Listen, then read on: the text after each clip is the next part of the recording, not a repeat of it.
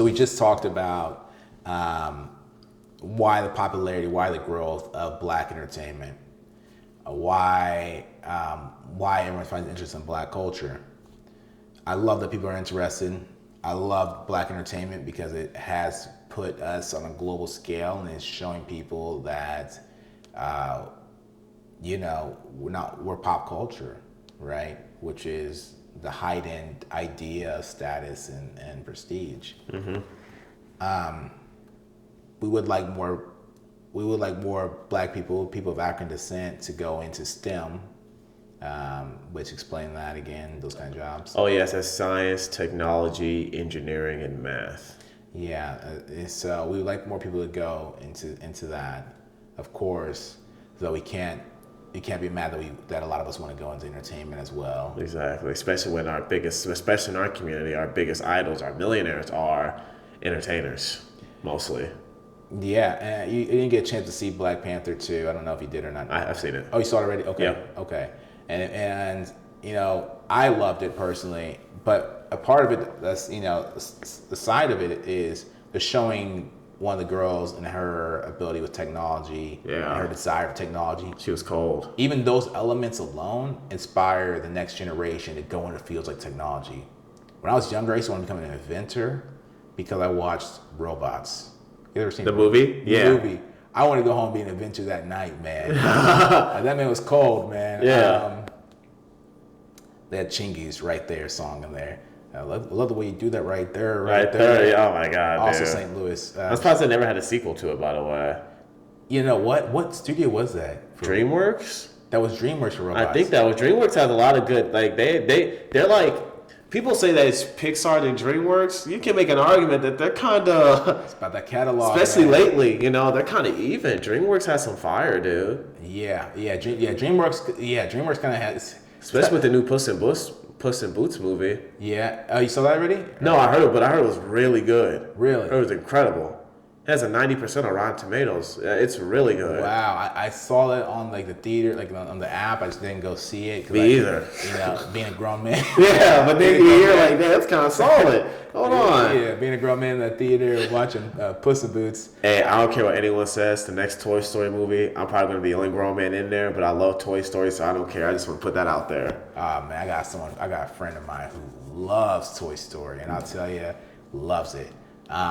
Did you see Toy Story 4? Of course, I've seen all of them. Well, I didn't like Toy Story 4. No, a lot of people did. It was trash. A lot of people didn't. Well, I'm not saying it's trash, but I'll say a lot of people didn't like Toy Story 4. But what I thought was crazy was when they made those toys like the Titans. Yeah. You know that part like they're like running with their arms back. You saw it? Oh, yes, dude. I'm like, yo. I was like, someone's watching anime. Right, I'm like, so you guys mean to tell me that Hollywood isn't inspired by anime?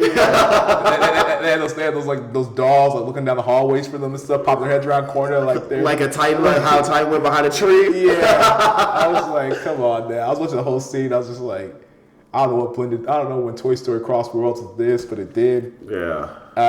But yeah, Toy Story 5. Toy Story 5 is coming out. Of course they're gonna make it. Yeah. I just cannot believe they didn't make a Robots 2. That's what I'm stuck on because that movie was good. It was solid. It was great. Yeah, I need Incredibles 3. Go, my bad, but Incredibles 2 I did not like it. You didn't like Incredibles 2? It took 20 years. It wasn't that good. I waited 20 years and I expected more, so I understand where you're coming from. 20 years and it picked up right where the other one left off, and that's the problem. Yeah, and usually Pixar movies, you age with the characters. Right. You know what I mean? Right. But then in 20 years, they all be old, so...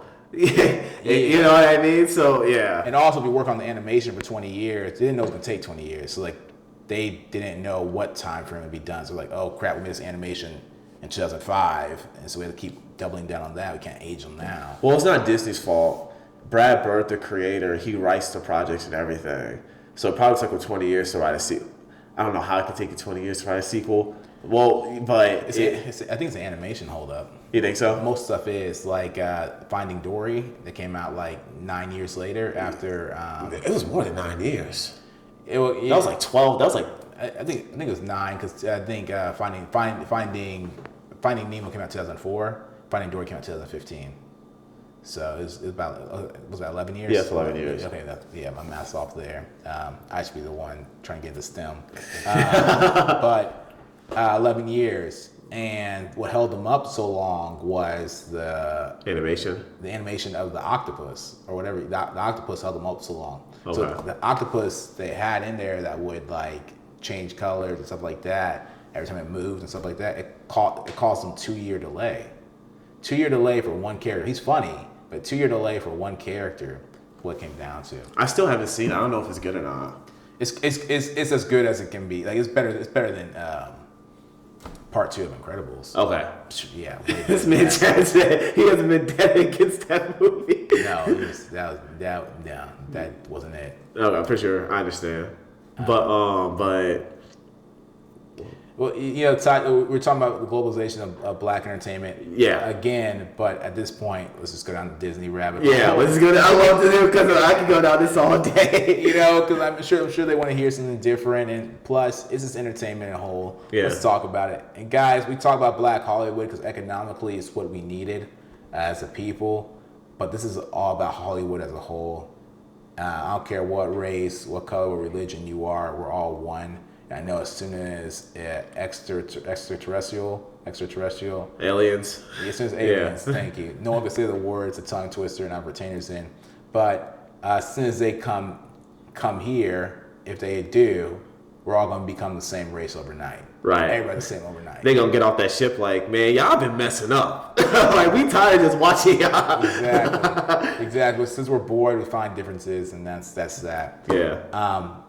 Universal, we like good movies. So absolutely, and Pixar has a lot of great movies. Even though a lot of people view Pixar, oh, it's for kids, yada yada yada. There's a lot of universal themes that you can learn from those movies and apply to your own adulthood, apply to your own life as well. Why is Pixar so successful? Because they're great at telling stories. I think the reason they're so successful is that they allow innovation and entrepreneurs to step in. So with Pixar, a lot of them came from short films, as you know. Yeah. Those little short films that play in the beginning. They see how well they do. Like this movie called Inside Out. They see how well the short films do, and they make it to the full-on feature. I think Moana was a short film as well. Was it Brave? I thought Brave was too. Brave was as well. But I don't know if that's Pixar. I don't know if that's Disney Animation, because you have movies like Frozen too. Which is Disney. Pixar and Disney, even though they're under the same Disney umbrella, they're two different. Like the people who are working on Pixar are now working on Frozen. Brave is Pixar. Brave is Pixar? Brave. Okay, for sure. And then you have Monsters Inc. Monsters Inc. was huge. University, I liked Monsters University, but a lot of people didn't like it. I loved it, man. I loved that movie. I thought it was a solid movie. Yeah, I loved it too. Dude. But it's hard to top the success of the first one. I agree. And the reason why I'm getting the Finding Nemo thing mixed up is because growing up, my mom used to take us to the Scott Trade Center, the Blue Stadium. We saw Incredibles on ice. We saw Monsters Inc. on ice. We saw Finding Nemo on ice. My mom still has pictures. Shout out to Mom, by the way, for taking us to all these shows. Let's talk about that. Let's talk about that, man. How much you can use IP. You hear this? This man went to see all the stuff on ice. My little sister saw it all on ice. We saw Little Mermaid on ice. Dude, my mom. Thank you, Mom. But yeah, we saw so many Disney stuff on ice, man. It's crazy. IP is king, guys. You get great IP. I think you can pay your family for life. Generations. The truth. And IP, copyrights, trademarking, you need to live by that. That's where I live. That's my whole pocket, especially trademarking and copywriting. Keep in mind that Little Mermaid didn't belong to a single soul. It was something that we all it was a tale that was told in Europe. Yep. And it's eminent domain, I think it's called. Public domain. Public domain. And then Disney found a way to get it to commercialize it in a way that they could trademark it. That's all that he was trying to do at that point. And I understandably why, because now they're making another Disney movie with one of the Bailey sisters. Yep, Haley Bailey. Haley Bailey, excited to see it. Excited for her so much. Yeah, I'm excited to see that as well. She's gonna kill it. She's gonna kill it. All the contracts gonna get people in the theaters, gonna get people doing whatever. You know. This whole whatever. That's we're supposed to have that topic today. We'll have it next time about. Yeah. But it's funny because a lot of people were mad about Haley Bailey doing it because she's black and Ariel's a white character and whatever. You know what I mean? So they believe, but she's fictitious. Ariel, the fictitious character and she's a mermaid. Exactly. She's a mermaid. They're not real, guys. Come on. But so that defeats this next point. I remember when they tried to cast I don't know if they're still doing it. They cast a white guy to be Michael Jackson. And everyone, Bro, you're lying. They casted a white guy to play Michael Jackson for his biopic. He could dance like him, apparently. Apparently. Is he gonna be the stunt double? Yeah. And we were in the world's like black Twitter is like up in shambles. Everyone's tripping. You know how we were. Yeah. When they make the king of pop white, it's like what are you gonna do for his younger years? You're just gonna like either cast a new actor or you're using blackface. What's happening here, right? They use blackface. Bro, they do some sort of Robert Downey Jr. type stuff for this character. Stop, bro. Not Tropic Thunder. They will never make another movie like that again. Yeah, I actually like Tropic Thunder. I do too, and I'm not mad at Robert Downey Jr. whatsoever. I thought his performance was really good. Yeah. It's weird, man, and I can understand for somebody, the tastemakers. I can understand them not understanding us, because as humans we are complex beings.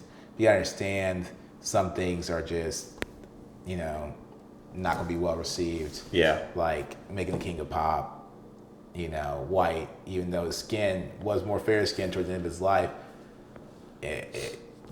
casting a whole different ethnicity for actual historic figure is bizarre. It's insane. That's like casting a white dude as Ray Charles. Oh, he's blind, so he didn't know he was black. Yeah. We thought Jamie Foxx wasn't up for it, so we decided to get Tom Hardy. Stop. To play Ray Charles. Tom Hardy. And we got Tom Hanks, guys. Got Tom Hanks. It's close right. Second. Jamie Foxx was already booked on the Tyson film. No, I love Tom Hardy. I love Tom Hanks. I love all of them, man. I love all of you guys as well. This is Black Hollywood, and this is really about the globalization of entertainment. Yes, sir.